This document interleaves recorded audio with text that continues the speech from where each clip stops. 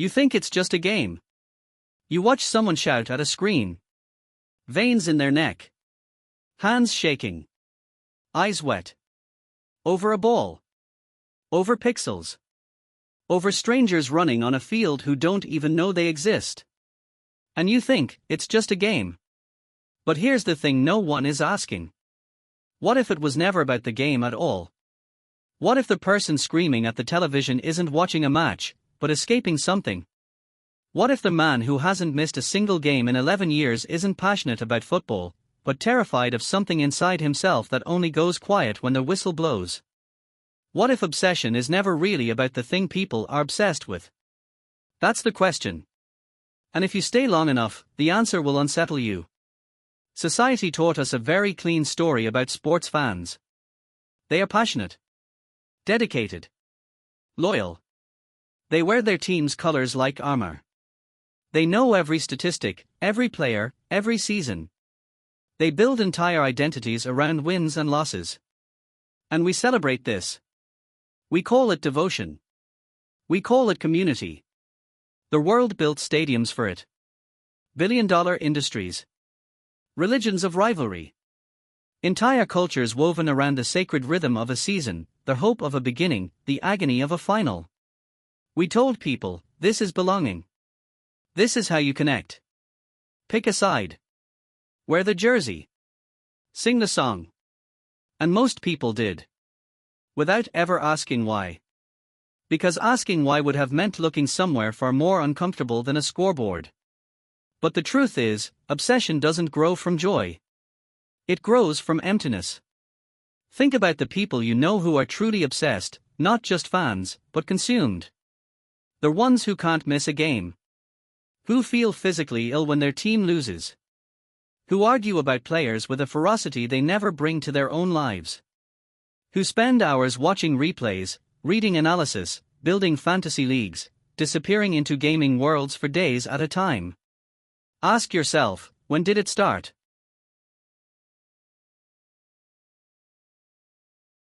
Not the interest. The obsession. For most people, it started during a specific season of their life. A divorce in the family. A period of profound loneliness. A job that made them feel invisible.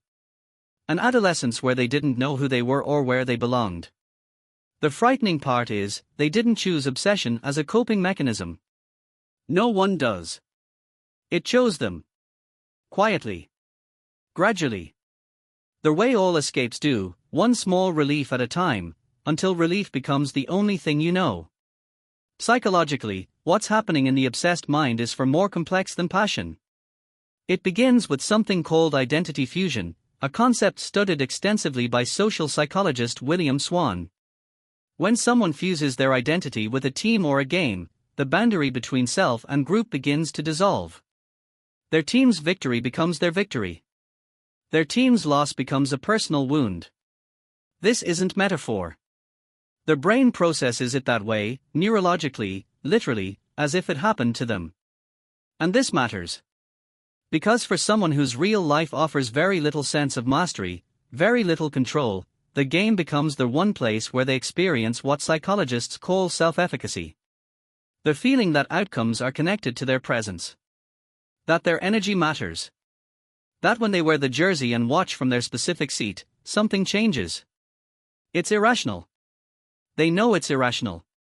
And they do it anyway. Because the human mind doesn't run on logic.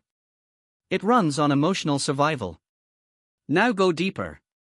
Many people who obsess over games and sports show clear signs of avoidant coping, a defense mechanism where the mind redirects anxiety, grief, or existential pain towards something manageable. Something with rules. Something with a clear end time. Real life has no final whistle. Real life's problems don't resolve in 90 minutes. There's no scoreboard for loneliness. No replay that explains why a relationship ended.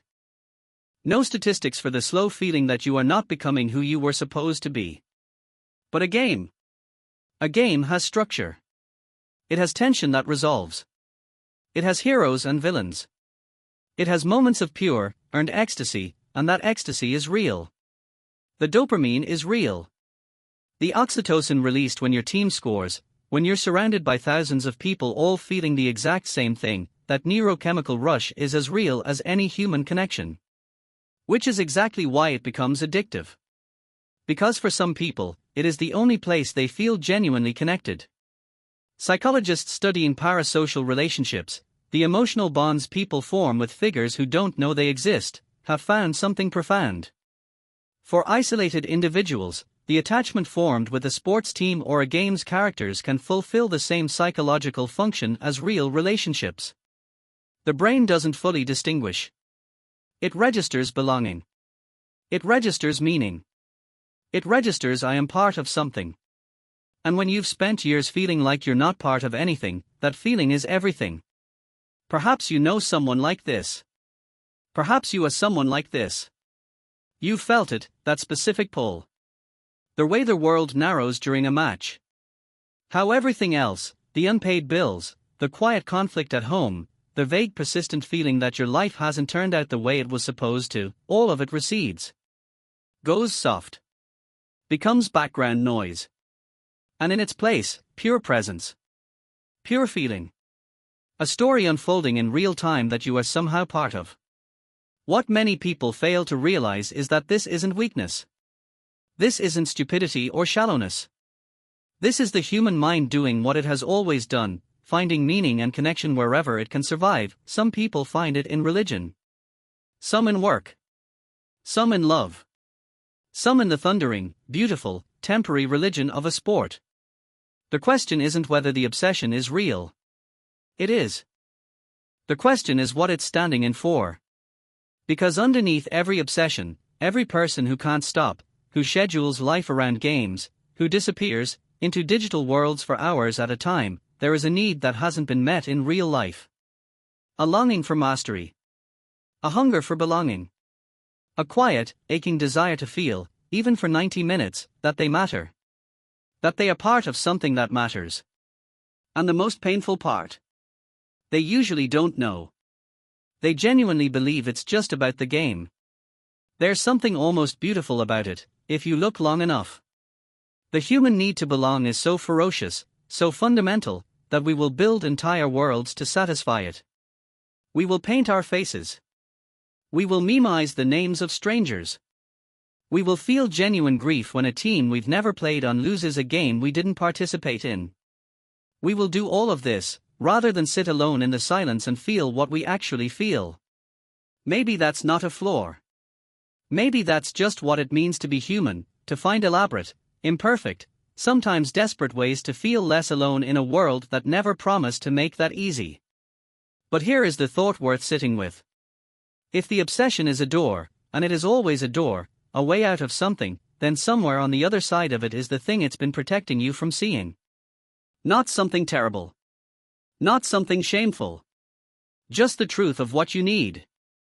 And perhaps the most courageous thing a person can do, more courageous than any athlete on any field, is to one day turn off the screen. Sit in the silence.